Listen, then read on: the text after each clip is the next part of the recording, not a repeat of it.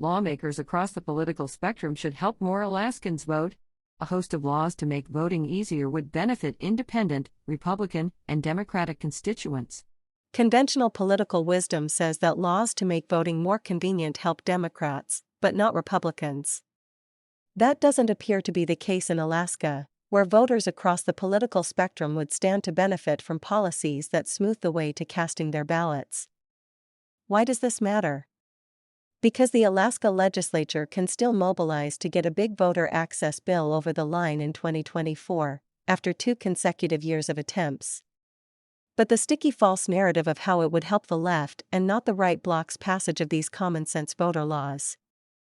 The truth is that in Alaska, registered Republicans, Democrats, and especially independent voters could all stand to gain from pro-voter laws like same-day registration and a secure process for mailed ballots. Similarly, at the federal level, more reliable mail service would help all voters across the political spectrum, and not just during elections. For the 3rd year in a row, lawmakers in Juneau have the legislation before them to make it happen. Alaska has a history of middling voter turnout. In Alaska's most recent 6 elections, statewide voter turnout ranged from a low of 17% in the 2016 primary election to a peak of 68% in the 2020 general election. If voter participation statewide were graded using the Anchorage School District system, the report card would say N4 needs improvement. Several factors contribute to patterns in turnout. Public awareness of high-profile campaigns, high-profile contests, particularly the U.S. presidency, starred on the chart below, motivate voters to go to the polls, causing peaks during presidential election years and troughs at the midterms. General versus primary elections. More voters show up for general elections, when their votes will lead directly to a decision about who is elected, as opposed to primary elections, which narrow the candidate field but don't produce a winner. Lead time for voters and officials. Special elections often have the lowest turnout because the date isn't set until a few weeks before the election. Election officials have less time to publicize information about the election, and voters have less time to plan when, where, and how they'll vote. Alaska had one special election in 2022 to choose a replacement for U.S. Representative Don Young, who died in office after representing Alaska in Congress for 49 years. The special primary occurred in June 2022. The special general election was on the same ballot as the regular primary election in 2022. Voter profile. More experienced voters tend to pay more attention to the timing of elections and are more likely to vote. For that reason, special election voters tend to be more politically active and older than the average registered voter in the same district. Aside from the factors listed above, turnout in individual elections can vary significantly for other reasons. On one hand, turnout could go up if the election were conducted fully by mail, indicated by white dots on the chart above, improving convenience for voters, or if a candidate or contest received a lot of media coverage and inspired more voters to come out. On the other hand, turnout could go down if the only statewide office on the ballot one year had a popular incumbent running uncontested, so voters didn't feel the need to show up, or if candidates discouraged voters from participating. Case study: the 2022 midterm election. Consider 2022, a midterm year when the absence of a high-profile presidential contest means fewer voters typically participate. That year, Alaska posted strong turnout for the primary and slightly lower than usual turnout for the general election. Attributing turnout numbers to any one factor would be a huge mistake, but listing the factors that might have played a role is kind of fun. In 2022, Alaska's electoral landscape underwent dramatic changes on many fronts. The big news was the death of Representative Don Young in March.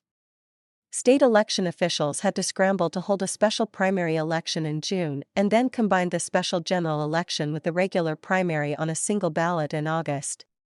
The state also debuted its system of open primaries and ranked choice general elections. Perhaps most importantly, Alaska election officials toggled between all-mail/absentee and in-person elections. In 2020, as the COVID-19 pandemic spread, Alaska moved to all-absentee elections and saw record high turnout. It revived the all-absentee approach in June 2022 for the special primary, posting turnout that exceeded most of the previous regular primary elections. But during the subsequent regular primary/special general election ballot in August and the regular general election ballot in November, the state reverted to its previous practice of requiring voters to request mailed absentee ballots. While turnout for the regular primary was strong, the general election numbers were down. It is possible that voters who automatically received a ballot in the mail for the 2020 general election were expecting more of the same in 2022. When they didn't receive a ballot, they didn't vote. Please keep this in mind. We'll return to the importance of consistent all-mail voting later in this article. In short, for a variety of reasons, middling voter turnout has persisted among Alaskans through 6 elections across more than a decade. And, as we discuss in the next section, Republicans, Democrats, and Independents in Alaska cast ballots at roughly the same unimpressive rates through both midterm and presidential elections. Turnout, it turns out, is everyone's problem. Alaska's voter turnout is unimpressive for Republicans, Democrats, and everyone in between. We looked at the total number of registered voters in each party and non-party, and figured out what percentage of them voted in each of the last 4 November elections. Since turnout is consistently lower during midterms than in presidential years, we chose 2 of each to provide apples-to-apples comparisons. Only a slightly higher share of registered Republican voters came out each cycle compared to nonpartisans and Democrats, regardless of whether it was a midterm or presidential year. In every election, tens of thousands of registered Republicans, nonpartisan voters, and Democrats didn't cast a ballot. And because there are nearly twice as many registered Republicans as registered Democrats in Alaska, similar percent turnout among those groups means nearly twice as many Republicans failed to vote as Democrats. Looking at voter turnout by geography, the lowest turnout state legislative districts include those near military bases in Anchorage and Fairbanks, and in remote villages along the Arctic and Bering Sea coasts. That's not surprising. The military is highly transient and skews young, so in addition to being new to Alaska, transplants in the armed services could very well be new to voting. And in rural communities, poor weather, unreliable transportation, and postal service vacancies can stymie even the most committed voters. With turnout percentages tracking about the same for all major groups of voters, lawmakers across the partisan spectrum should be rallying to address these issues and make voting easier for all their voters. What Alaska lawmakers can do to increase voter turnout. Make it convenient, like Montana. As we've seen, lawmakers can't control every variable that affects turnout. But a key factor they can influence is convenience. Convenience greatly affects the likelihood a person will vote. Sure, a person's decision to fulfill their civic duty is ultimately their choice. But just like sitting on hold for an hour makes it more likely that you'll give up on protesting that denied insurance claim, deterrence to voting diminish the odds you'll get your ballot in. If the laws governing election logistics make voting feel like great customer service, more people will do it. But if it feels like an insidious IQ test or an unwinnable game, constituents won't bother. Take Montana, a state whose hybrid voting system supports both in-person and absentee voting. Montana already has in place some key pro-voter policies that Alaska has yet to enact. For instance, Montana allows voters to register on Election Day. It also makes absentee voting extremely easy by allowing permanent absentee registration for all voters, providing ballot tracking, using voter signatures as a verifier rather than Alaska's practice of requiring unchecked witness signatures, and, like about 2/3 of U.S. states, has a cure process for mailed ballots. It's no surprise that Montana's general election turnout is consistently high relative to other U.S. states, and has been higher than Alaska's in all but one general election since 2012. Alaska's Republican legislators tend to drag their feet on pro-voter laws. So it may be worth nothing that Montana is a very Republican state that reliably sends its electoral votes to Republican presidential candidates and whose state legislature is dominated by Republicans. 3 of the 4 members of Montana's congressional delegation are Republicans. So is its governor. And lawmakers on both sides may find comfort in a study by the University of Virginia Center for Politics that found absentee voting doesn't give one party an advantage over the other. All told, the study authors wrote, the sharp increase in absentee voting in 2020 wasn't disproportionately beneficial to either presidential candidate. Strengthen the Postal Service. In addition to passing Montana-style pro-voter laws at the state level, Alaska lawmakers at all levels of government should be advocating for the U.S. Postal Service to boost recruitment efforts for postmasters, who manage employees and oversee the delivery of ingoing and outgoing mail. The post office plays a critical role in delivering ballots from polling places to vote counting centers on time and ensuring timely postmarking of absentee ballots sent on or before Election Day. A study published in 2023 in the Election Law Journal found that convenient absentee voting laws boost voter turnout, but that even in states with restrictive absentee voting laws, good postal administration alone helped increase voter participation. The issue of functioning post offices is particularly acute in rural Alaska.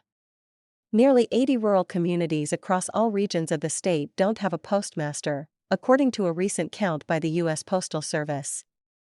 In 2022, the U.S. Postal Service failed to deliver ballots from 6 rural Alaska communities to the state's election headquarters in time to be counted in the general election results. Though the number of ballots involved wasn't large enough to affect the outcome, the late delivery resulted in the disenfranchisement of 259 voters. No need to reinvent the wheel on key pro-voter laws. In 2022, Senator Mike Shower, R. Wasilla, and former Representative Jonathan Christ-Tompkins, D. Sitka, along with other members of both parties, collaborated on an excellent multi-partisan election bill that would have made absentee voting easier and cleaned up Alaska's bloated voter rolls. The legislature gavelled out before the bill could be passed. In 2023, the Alaska House and Senate took another run at improving the voter experience, but once again fell short. Still, those bills included a slew of sensible proposals that leaders could take up again to support Alaskans of all political stripes and ensure their constituents' voices are heard. Give voters a secure process, allow voters to correct mistakes on their absentee ballot envelopes so their vote counts rather than gets tossed out. Drop the witness requirement, ditch the requirement for voters to have a witness sign their ballot. The state doesn't even verify the authenticity of witness signatures, but still tosses out ballots that lack them. Set up one-and-done absentee voter sign-up, require a one-time sign-up to receive absentee ballots for all statewide elections, rather than repeated sign-ups year after year. Alternatively, allow voters a one-time sign-up good for a period of 4 years. While not as efficient as permanent absentee ballot registration, it would improve upon the current policy requiring voters to re-register for absentee ballots every year. Same-day voter registration. For presidential and vice presidential elections, Alaska already allows voters to register to vote on the same day they cast their ballot. The state should expand same-day voter registration to all contests to accommodate people who have moved between districts, are new to the state, or who did not apply for a permanent fund dividend and therefore were not automatically registered. Count absentee ballots sooner, allow the Division of Elections to start processing, or even counting, absentee ballots no fewer than 7 days prior to Election Day. Provide postage prepaid return envelopes, spare voters the search for a postage stamp, especially those without a secure ballot drop box nearby. They could drop the provided prepaid return envelope straight in the local mail. Alternatively, the U.S. Postal Service could continue delivering all absentee ballots, regardless of whether they have postage, and improve outreach to let people know their ballots will be sent even without postage. Establish a tracking system for absentee ballots, allow absentee voters and election officials to track their ballots with intelligent mail barcodes. Get live updates when the Division of Election mails it out, when the voter receives it, when the division receives it back, whether they find any problems with it, and when they've counted it, not unlike tracking an online order. Audit the master vote list. Alaska is already one of 31 states belonging to the Electronic Registration Information Center, ERIC, a program for keeping voter lists clean and accurate.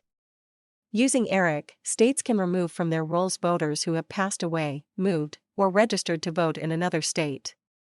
They can also update the addresses of those who move within Alaska. But even after using ERIC's data to remove these voters from the rolls, Alaska still has more registered voters than voting age residents. Alaska can ensure it's using the best available information sources for keeping voter lists updated with biennial third-party audits of the master voter list. Helping Alaskans get beyond so-so turnout? Aside from the 2020 general election, when Alaska ran a universal vote-by-mail election and a nail-biter of a presidential contest brought voters out in droves, turnout in Alaska has hovered right around 50 to 60%. Though middling voter turnout occurs regularly, it doesn't have to be the norm. Lawmakers on both sides have a strong case for supporting upgrades to the state's voting system rather than engaging in another run-of-the-mill partisan fight. Our analysis shows ample room for improvement in turnout for Alaskans across all major political groups. And while we didn't actually break it down, it's safe to assume the beneficiaries of more voter-friendly policy would include all sorts of Alaskans: military personnel and civilians, urban and rural residents, newbie and seasoned voters, subsistence users and supermarket shoppers, skiers and snow machiners. Obviously, these groups overlap, and that's really the point. Every eligible voter in Alaska, not just certain demographic groups or members of one political party, would benefit from a smoother voting experience. And state lawmakers are the people with the power to provide it.